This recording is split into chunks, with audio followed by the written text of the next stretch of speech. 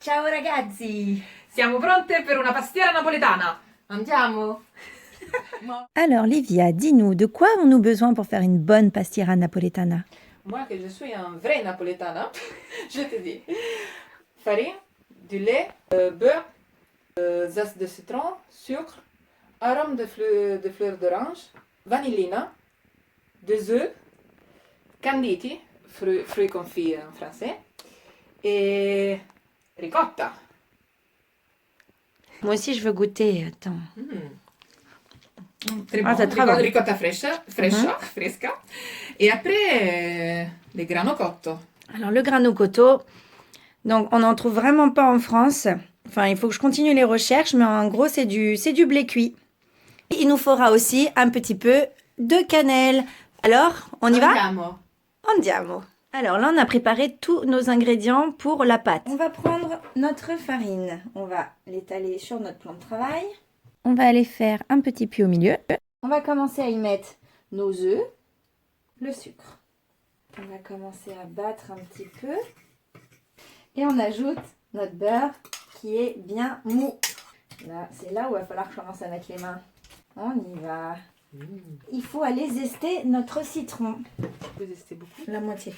La moitié. C'est bon. C'est bon. Livia nous dit que c'est bon. Basta, basta. Basta. Ok. Maintenant, on va commencer à ramener notre farine.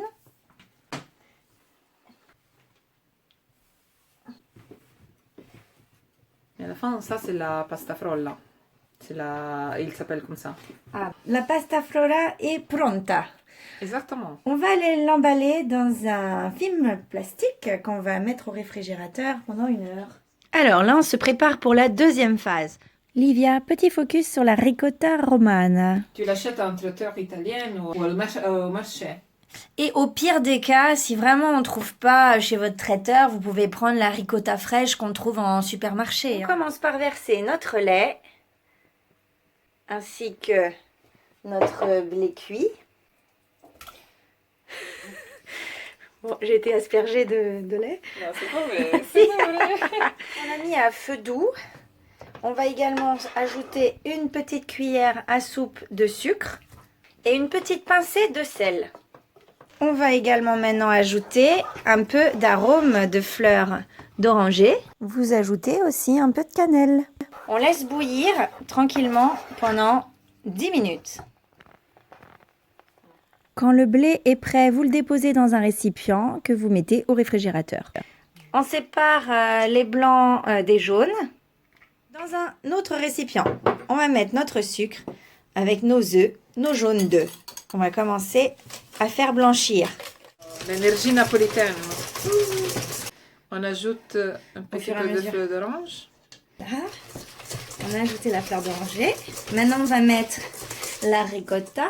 La ricotta, vous la prenez dans un bol à part et vous ajoutez la vanillina. C'est bien, on a 6 mains aujourd'hui. Dans un bol à côté, vous allez monter vos blancs en neige. Là, nos blancs sont montés en neige. Sur votre plan de travail, on va mettre un peu de farine, n'est-ce pas, chef Livia et chef Amandine. Écoutez, vous beurrez votre moule, amoureusement, les doigts dans le butter. Et on ajoute Bon, ça, c'est la base quand même. Vous êtes pas des... Vous savez faire ça. Hein. Donc, on sort notre pâte du frigo. Vous étalez votre pâte sur une épaisseur... en gros, il faut qu'elle rentre dans votre moule. On a pris un moule de 22 cm de diamètre. On va se découper un rond, là, comme ça. Parce qu'en fait, il faut qu'on garde des bouts de pâte pour faire le dôme. Après, j'ai vu une technique de chef. C'est qu'on prend... Vous enroulez votre pâte sur votre rouleau. On va... waouh. Voilà. Chef Elena. Donc, on va bien appuyer sur tous les rebords. Parfait. Avec le rouleau, hop, on passe par-dessus Professionnel. pour enlever le surplus. On fait les petits coups de fourchette. Bon, ça c'est prêt. Vous sortez votre grano cotto du frigo. Donc vous allez aller l'intégrer à votre préparation jaune d'œuf et sucre et ricotta. On intègre maintenant en 2 fois nos blancs d'œufs. Il y a plusieurs écoles apparemment dans les recettes.